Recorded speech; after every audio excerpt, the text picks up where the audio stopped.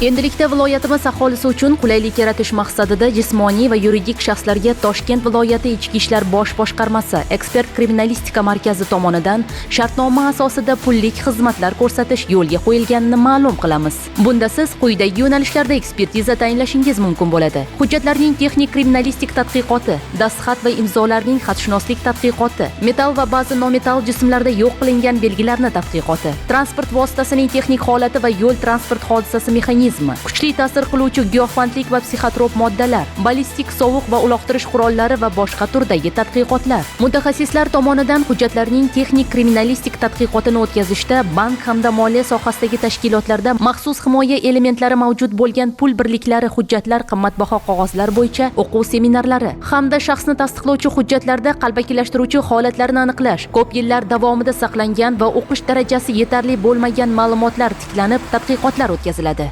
Shuningdek, hujjatdagi dastxat va imzolarning mualliflarga tegishliligi bo'yicha xatshunoslik tadqiqotlari o'tkazilib, xulosalar beriladi. Transport vositasining texnik holati, harakat xavfsizligiga ta'sir ko'rsatuvchi qismlari, rul boshqaruvi, tormoz tizimi, yurish qismi bo'yicha texnik holati bo'yicha olingan ma'lumotlar asosida avtotexnik ekspertizalar o'tkaziladi. Metall va nometall jismlardagi yo'q qilingan yozuvlarni aniqlash ekspertizasi yordamida avtotransport vositalarining agregat raqami va zavod usulida bajarilganligi, identifikatsion raqamlarga o'zgartirish kiritilganligi, avtoulovni ishlab chiqarilgan yili, joyi va aynanligi aniqlanadi. Shaxsning biometrik ma'lumotlari bo'yicha identifikatsiya qilish, internetda tarqalayotgan fotosurat va video yozuvlarda shaxslarni aynanligini aniqlash yuzasidan portret ekspertizalar o'tkaziladi. Giyohvand moddalari, psixotrop va kuchli ta'sir qiluvchi dori vositalarining tadqiqotlari ham olib borilib, ularning tarkibidagi giyohvand, tabiiy va sun'iy taqiqlangan moddalar bor yo yo'qligi bo'yicha ekspertizalar o'tkaziladi. Sovuq va uloqtiruvchi qurollarning tadqiqotini o'tkazishda sovuq qurol sifatida foydalanishi mumkin bo'lgan ashyolar hamda qurol sifatida qo'llash uchun maxsus moslashtirilgan zarb berib boriluvchi ashyolarni tadqiqotini o'tkazish mumkin.